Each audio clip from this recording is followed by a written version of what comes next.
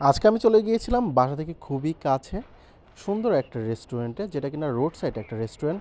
আর এটার নাম ছিল কারাক। আর এটা ছিমছাম পরিপাটি ভালো লাগার মতো একটা প্লেস হতে পারে এটা। আর ওদের এই রেস্টুরেন্টের স্পেশালিটি হলো ওরা দেশি যেই ফাস্টফুডগুলো আছে, সমোসা, সিঙ্গারা, মোগলাই পরোটা, চা, বাকরখানি, এই টাইপের জিনিসগুলো এখানে ওরা সেল করে। ভেতরে বসার স্পেস নেই, তবে বাহিরে রোডের পাশেই সুন্দর পরিপাটি করেই ওরা ব্যবস্থা করে দিয়েছে, যেখানে আপনি আপনার ফ্রেন্ড সাইকেল বা ফ্যামিলি কাউকে নিয়ে সুন্দর কিছু সময় স্পেন্ড করতে পারেন। তো আজকে যেহেতু আমি একা এসেছি, তো আমার একার জন্য 3 পিস সিঙ্গারা অর্ডার দিয়েছিলাম। আর এটার সাথে কিন্তু ছিল সুন্দর সস। আর এটার প্রাইসটা ছিল মাত্র 40 টাকা।